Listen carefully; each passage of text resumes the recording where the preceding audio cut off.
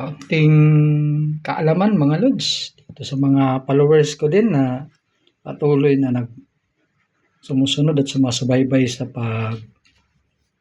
paparami ko ng live superworm. So ito yung mga mother o baga kung tawagin ay yung darkling beetle. So ito sila. Ito yung mga nangingitlog na at saka ito yung nagmimit para magkaroon tayo ng mga itlog at sila yung nagre-reproduce. So ito, siguro wala lang akong nailagay na yung gulay. Siguro dito sila sa labas. Ito yung tinatawag na black beetle o yung uang na. So ayan, tingnan natin ha. Ito yung tinatawag na uang. Kuha tayo na isa. Yan. Dito nangangagat. So yan Gumagapang talaga sila pero takot to sa sa medyo maliwanag. Nagtatago ito sila dito sila nag-hide. So yan Yan dito.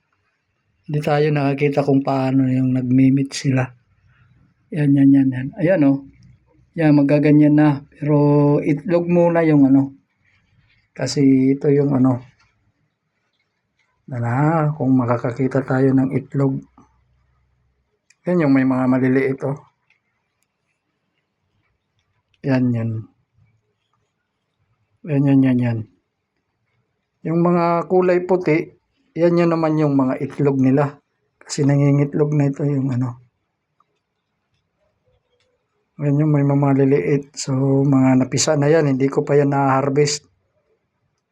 Yan Dito sa mga siwang, dyan sila nangingitlog. Hindi ko pa ito napapalitan ng itong batcha na to. Ito yung iba. Ito tayo nakahanap ng nagmimit ngayon. Medyo malamig ngayon. Pero ito yung isa. Sira talaga yan. Ayan, yan. Talagang yan. Ito yung mga breeders natin. So sila yung nagmimit at nagre-reproduce para makagawa ng mga natin, mga superworm. So tinatakpan niya natin para hindi kainin din ng mga butiki o yung lang, ito mga ganito para mag-reproduce. So ganito yung kalabasan. At saka pag pinalaki natin to, siguro ito mga medium size to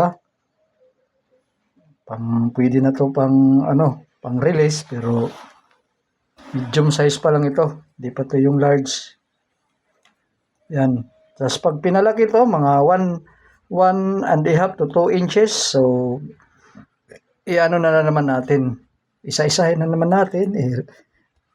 Gagawin natin to. Dito. Pag inisa-isa natin. So, pag nagka-pupa na to, or pupation to, ang gamit nito na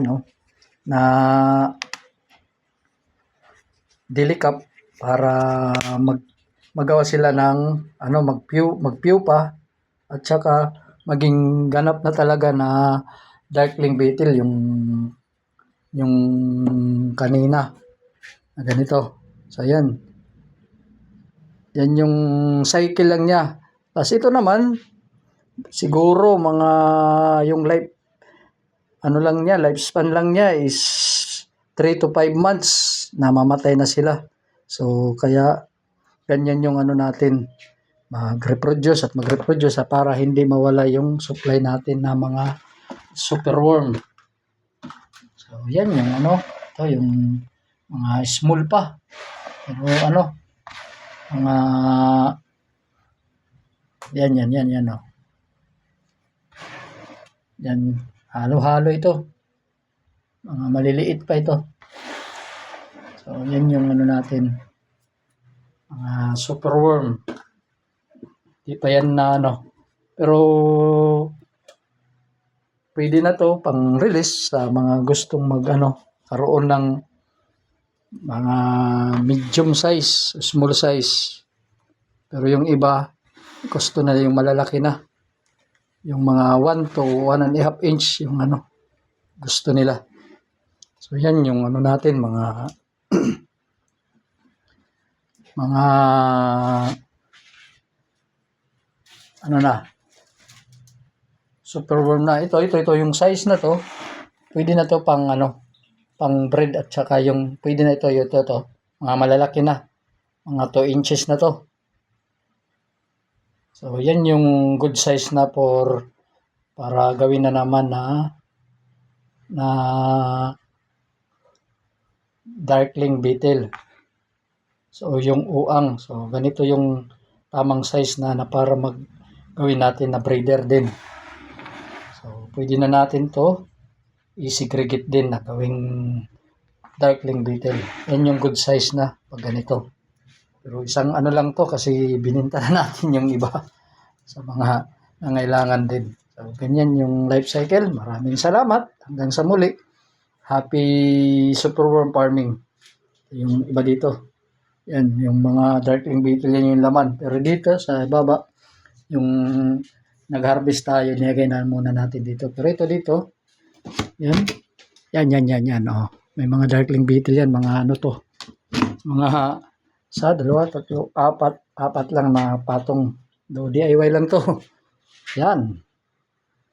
Thank you very much. God bless.